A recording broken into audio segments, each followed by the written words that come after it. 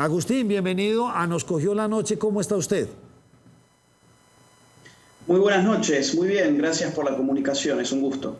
Agustín, licenciado en Ciencias Políticas, actualmente residente en España.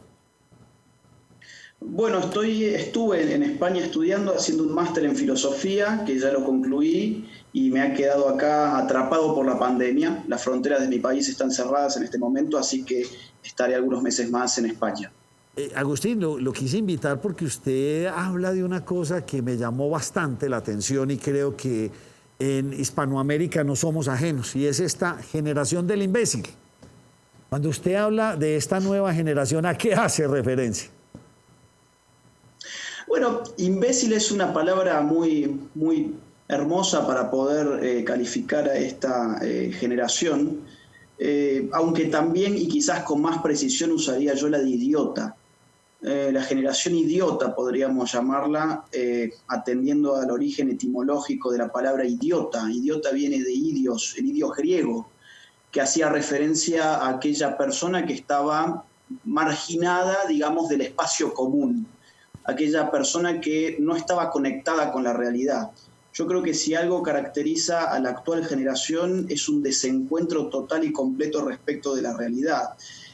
Ya Ortega y Gasset encontraba en la década del 30 del siglo pasado que la modernidad estaba caracterizada por lo que él llamaba la sociedad de masas. En la sociedad de masas, el hombre de masa es un hombre masificado, es un hombre que no se siente parte de una civilización, que no reconoce que él de alguna forma está subido a hombros de gigantes, que no reconoce que detrás de todo su bienestar, de todo lo que disfruta de esa sociedad, ha habido generaciones de gente brillante, esfuerzos colectivos, tradiciones que han posibilitado todo ello, y por eso es un hombre mediocre, es un hombre masa. Yo creo que el actual idiota, el propio de la generación de idiotas que lamentablemente confrontamos actualmente, es un hombre hipermasificado. No solamente es un hombre masa como el que veía Ortega y Gasset hace ya casi un siglo, sino que es un hombre hipermasificado porque además de no ser capaz de reconocer todos los procesos sociales que desembocan en el mundo actual y que le dan el bienestar del cual hoy él goza, además de todo eso, encima el idiota se siente original. El hombre masa del siglo pasado no se sentía original. El hombre masa del siglo pasado de alguna forma se sentía masificado. Se sentía parte de una sociedad de masas en donde de alguna forma vivía su mediocridad como cualquier otro hombre masa. En cambio, si uno ve a los jóvenes de hoy, por ejemplo, son tipos que encima de estar hipermasificados se reconocen como originales. Piensan que, bueno, en ese gran mercado de identidades, ellos pueden encontrar su individualidad, su particularidad, a tal punto de ver algunas características que la verdad es que me asombran. Por ejemplo, poner de manifiesto el orgullo de con quién uno se acuesta. Ahora, con quién uno se acuesta es un motivo de orgullo que incluso se representa con un trapo multicolor. Bueno, está muy bien, digamos, que cada uno se acueste con quien tenga ganas, no es mi problema. Pero de ahí a llevar adelante una bandera y estar orgulloso por quién uno se lleva a su cama o por cómo se autopercibe uno. Yo me autopercibo como hombre, pero bueno, yo podría autopercibirme como una mujer y eso me haría seguramente muy original y muy orgulloso de mi autopercepción. Y aparte nos llevaría a vivir en un mundo de la diversidad, donde supuestamente el hombre hipermasificado se siente hiperdiverso porque puede diversificar sus orientaciones sexuales, entonces reduce toda la riqueza de la palabra diversidad a simplemente con quién se acuesta o cómo se percibe sexualmente, lo cual es, bueno, parte de una locura contemporánea, ¿no? Y hay un punto más que tiene que ver con las protestas que, bueno, ustedes han vivido en Colombia, se han vivido también en Chile, estoy pensando entre octubre y noviembre del año pasado, también en Ecuador, en Argentina hemos tenido lo propio, toda América Latina se convulsionó, digamos, en el mundo inmediatamente anterior de la pandemia, y donde los jóvenes, de alguna forma, tomaron las calles y se pensaban realmente que estaban haciendo una revolución. Y, por ejemplo, en el caso chileno, una cantante bastante conocida llamada Mon Laferte llamaba a destruir los supermercados. El hombre hipermasificado o el hombre que es propio de la sociedad de idiotas actual ha, digamos, desencastrado, ha desvinculado el proceso productivo del consumo. Para el hombre en masa de hoy o el hombre hipermasificado, los bienes de consumo casi que caen del aire, ¿no? Caen de los árboles y entonces uno va al supermercado casi a recoger como algo que se ha caído como maná del cielo. Entonces, bueno, tenemos derecho a eso. El hombre hipermasificado se piensa que por ser original tiene derecho a las cosas, porque no ha establecido jamás un vínculo entre el trabajo y la cosa que se obtiene a partir de esfuerzo productivo. Entonces, bueno, yo en ese video que usted vio quise describir algunos puntos que creo que están a la vista de todos, y mucha gente que me estará escuchando ahora pensará que lo que digo es un poco agresivo, y habrá seguramente otra gente que acordará de que estamos viviendo una generación demasiado débil, ¿no? José. Agustín, esa generación del idiota se puede marcar en un segmento de edad, o sea, como los nacidos a partir de X año. Por un lado, una pregunta, y la otra, ¿por qué se presenta esta generación del idiota, estas personas hipermasificadas? ¿Será por las redes sociales o por qué razón? Bueno, por varias razones. A ver, primero que nada, las edades. Sí, yo creo que va, digamos, concierne a la generación millennial, de la cual yo, por otra parte, soy parte, un crítico de mi propia generación. Y digamos que puede rondar entre los que pueden ser adolescentes en este momento, preadolescentes incluso, hasta personas de mi propia edad, digamos, que realmente no pueden concebir las propias los propios anclajes de su mundo social. Entonces, todo es un derecho, todo es un orgullo, su identidad está vivida como si no estuviese masificada. ¿Y cuál es la relación con las redes sociales? Evidentemente, digamos, hay una relación muy fuerte, que es que la red social ha partido nuestra existencia en el mundo social. Nuestra existencia, digamos, social está partida en un mundo online y en un mundo offline. Lo interesante del mundo online es que uno puede ser todo aquello que quiere ser, ¿no? Es decir, en el mundo online, incluso con una aplicación, yo puedo mejorar los rasgos de mi cara que no me gustan.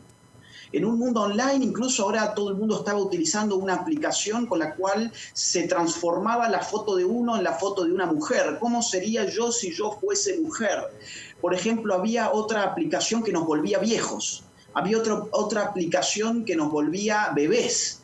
En el mundo online hay una desestabilización absoluta, total, completa de la propia identidad, que deja a esta generación idiota flotando al margen de la realidad. Lo que habíamos dicho es que idiota viene de idios, una palabra griega que referencia a aquel que está al margen de la realidad.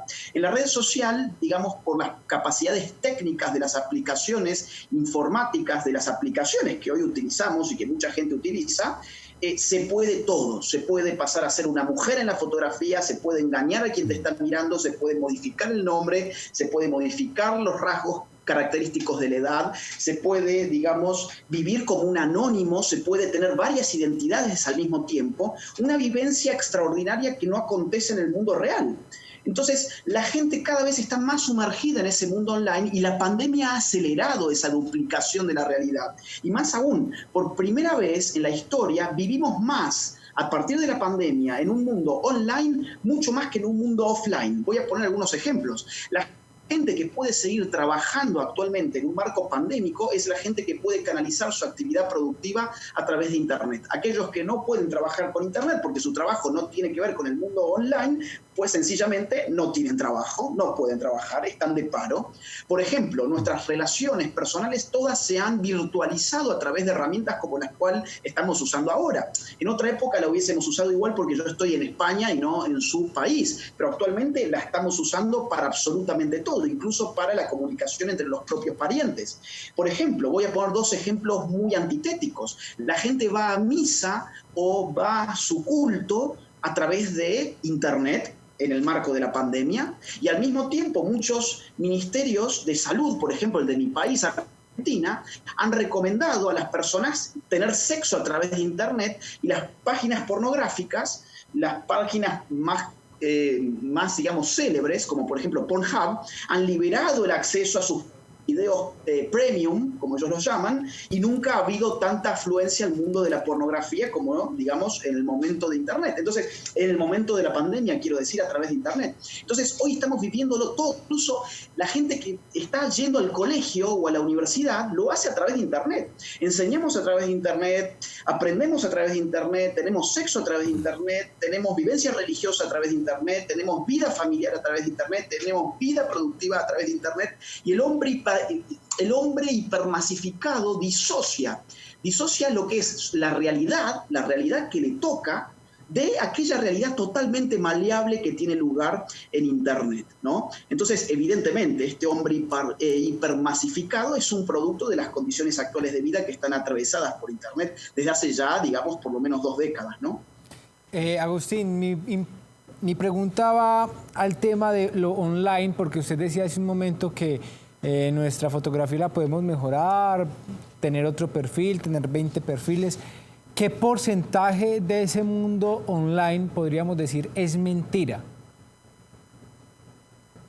Bueno, yo no sé cuál es el porcentaje del mundo que es mentira. Digamos, yo diría prácticamente todo en el mundo online probablemente sea mentira en la medida en que siempre recorta la realidad.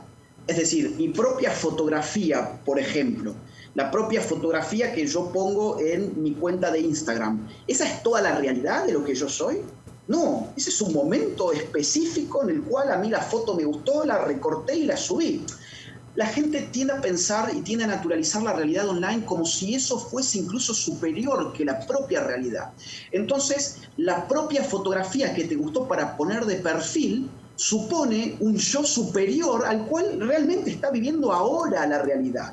Incluso denota una realidad anterior en el tiempo que es probablemente superior a la actual, porque probablemente si yo me sacara ahora una selfie para mostrar mi realidad actual, en el propio momento en el que la subo ya deja de ser presente, y además de eso probablemente me guste más la anterior porque por algo coloqué la anterior. Entonces, el mundo offline nunca es una completa, el mundo online nunca es una realidad completa. No puede ser jamás una realidad completa porque hay reglas técnicas que interfieren en esa realidad. El recorte de la imagen, el mejoramiento de la imagen, la acotación del texto, por ejemplo en Twitter, ¿no? En Twitter esta generación, que además es idiota porque está constreñida por estos aparatos a ser idiota, a tener que hacer todo rápido, todo corto. Si uno sube un video, por ejemplo, digamos en YouTube, bueno, más te vale que tu video no tenga más de 5 minutos porque la gente no va a poder seguirte el ritmo, porque la gente no lo va a aguantar, la gente quiere cosas rápidas. 5 minutos es un video largo. Un texto, una nota de varios párrafos es algo larguísimo en Internet. ¿Qué tenés que tener? Twitter. ¿Cuántos caracteres tenés en Twitter? 140. Hacelo lo más cortito que puedas. ¿Querés escribir un libro? Bueno, no, la gente ya no quiere leer libros, quiere leer tweets. ¿Por qué? Porque es corto, es fácil. ¿Y eso es la realidad, digamos? No, Agustín, es una realidad empobrecida y recortada, ¿no? Agustín, ¿y cómo se mezcla toda esta nueva generación con el factor político? Ahora que está tan explosivo en América Latina, lo hablábamos en Chile, en Colombia también nos tocó algo, Venezuela no pudo, este movimiento de jóvenes, pelear contra este socialismo tan impresionante, trataron de levantarse. ¿Por qué en Venezuela no lo logran? ¿Y qué es lo que está pasando? ¿Cómo se mezclan estas dos realidades? Bueno, a ver, las redes sociales son un factor político enorme. Es decir, si se está planificando, digamos, una revolución, lo primero que un Estado que no quiere sufrir esa revolución debe hacer es cortar las redes sociales de inmediato. Es lo que ha pasado, por ejemplo, en el marco de las revoluciones islámicas de hace algunos años. Lo que hacían estos estados era, apenas había un chispazo que podía desatar una revuelta, se cortaba totalmente Internet. O podemos pensar, por ejemplo, en China, donde todas las comunicaciones están totalmente controladas por el aparato estatal. Ahora, eso no pasa todavía, hay que ver después de la pandemia, porque ya, por ejemplo, en Argentina han anunciado que hay ciberpatrullaje, que el Estado espía nuestras redes sociales y ese tipo de cosas. Hay que ver después de la pandemia cómo esto se articula. Ahora bien, ¿qué pasa con esta generación Internet y la política? Esta generación masificada de idiotas, de alguna forma quiere ser protagonista de la historia. Entonces, cualquier causa le viene bien. Mataron a un negro en los Estados Unidos, bueno, vamos a marchar en Argentina y vamos a destruir la propiedad pública y privada de Argentina. Vamos a hacer una marcha en contra de Donald Trump en la propia Argentina. Vamos a hacer una marcha en contra de Donald Trump en Inglaterra. Estamos comiendo carne animal, necesitamos veganos que salven a las vacas, necesitamos veganos que salven a los pollos, necesitamos feministas veganas que salven a las gallinas que los gallos violan, tal como ha pasado, por ejemplo, en España, donde yo estoy ahora, con el movimiento feminista vegano, ¿no? Que fueron a sabotear algunas granjas porque alegaban que los gallos violan a las gallinas, porque toda vez que tienen algún coito con estas últimas. Este tipo de locuras son cada vez más frecuentes, ¿no? Queremos salvar la ecología, tenemos que ir a tomar nuestro café Starbucks porque Starbucks recicla. Queremos salvar a las mujeres violadas, nos inventamos el himno feminista. Seguramente que cantando el himno feminista los violadores van a recapacitar y van a decir, no, bueno, mejor no voy a violar a esa mujer porque ayer escuché el cántico del himno feminista que dice que no hay que violar a las mujeres. Bueno, la generación de idiotas no puede conectar causas con efectos. Por lo tanto, no está capacitada para resolver jamás ningún problema social. Lo único que quiere es ser protagonista de la historia, ¿no? Entonces, las manifestaciones son eventos lúdicos. Hay que salir a romper las cosas, hay que salir a saquear, vamos a hacer una marcha por Floyd y de paso me llevo un televisor HD a mi casa, ¿no? Voy a hacer justicia por este mundo racista y de paso hago una catarsis en el espacio público reventando el monumento a Colón. Bueno, esto es lo que estamos viendo a diario, ¿no?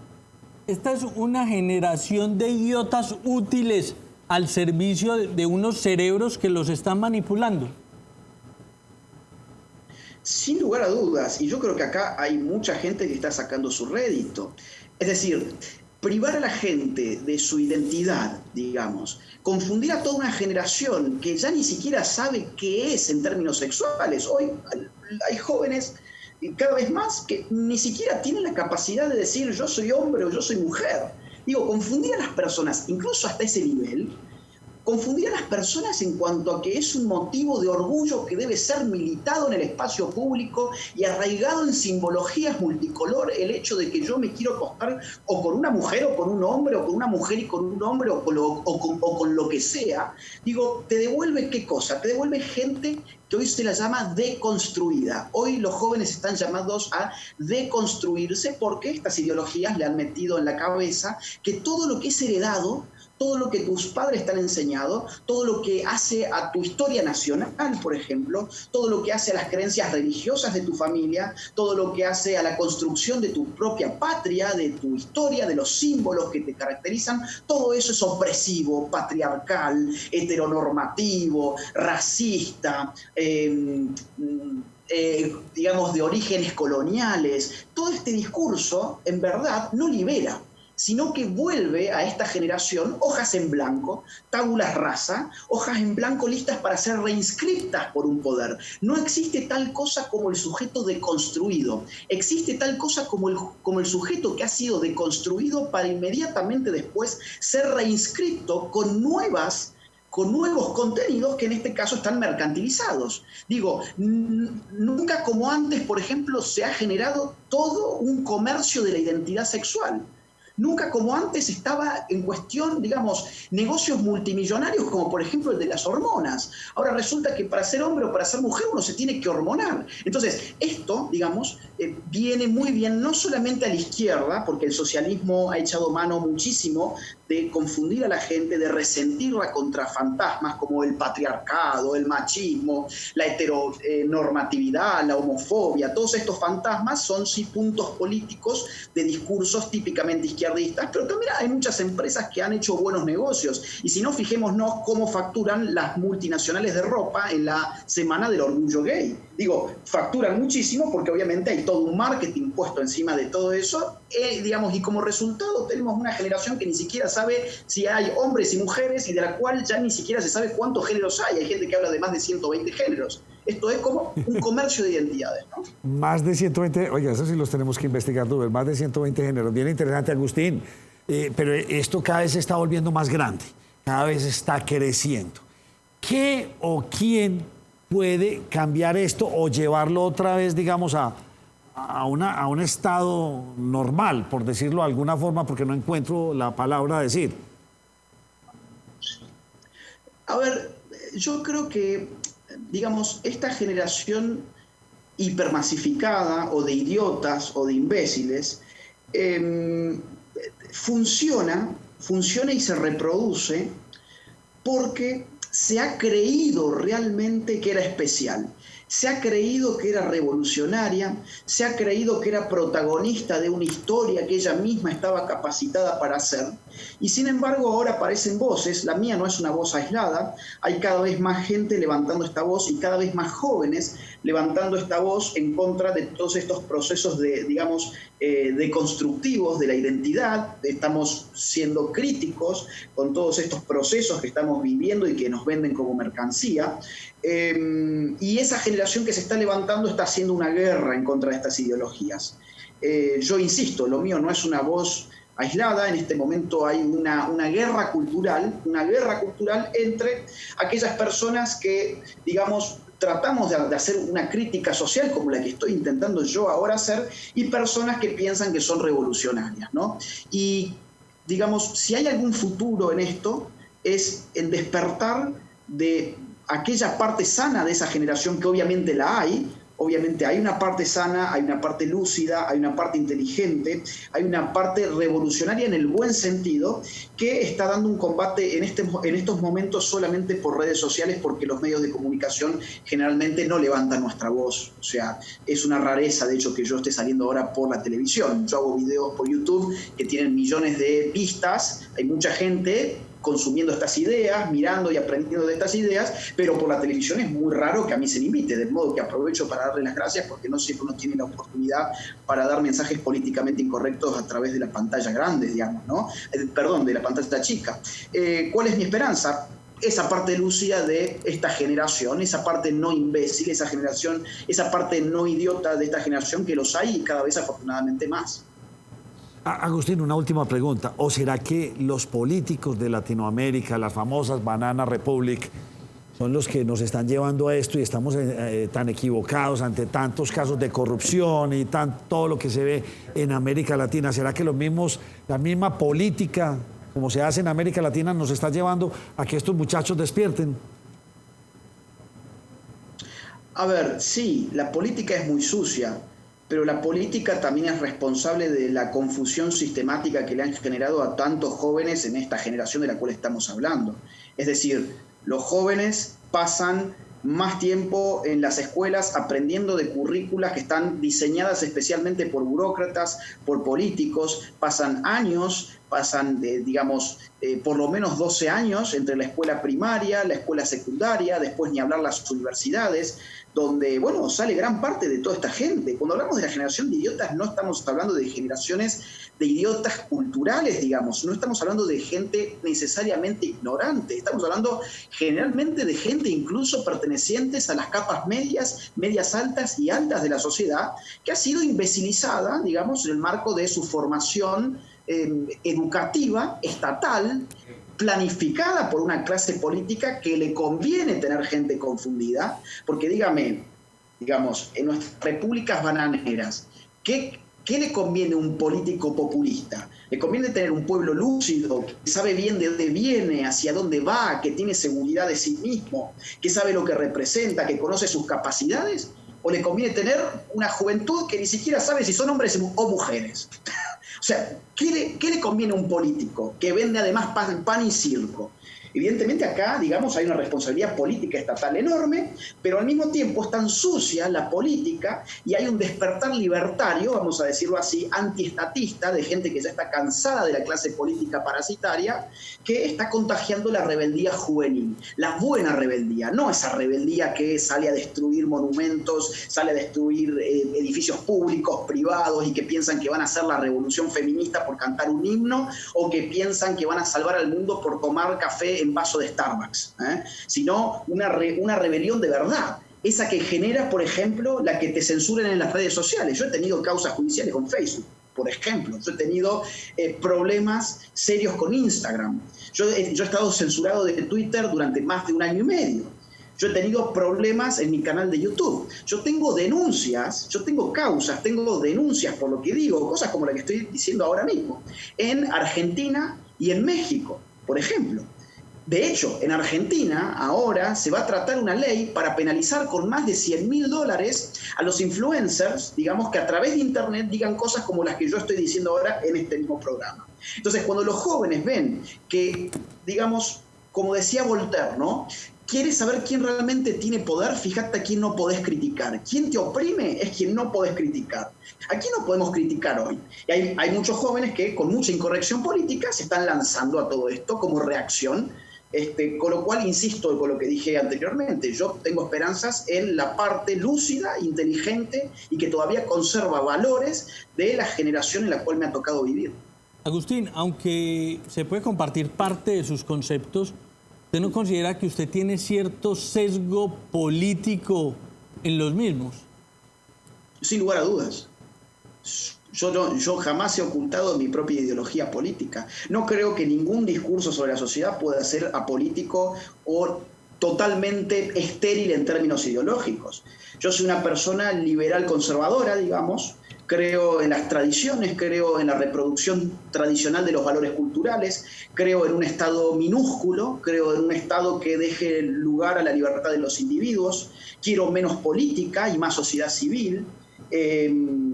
Digamos, creo en la crítica social también como un mecanismo de cambio social. Por supuesto que lo mío es un discurso político. Yo no quisiera que esto se presente como un discurso científico totalmente neutralizado de política, todo lo contrario.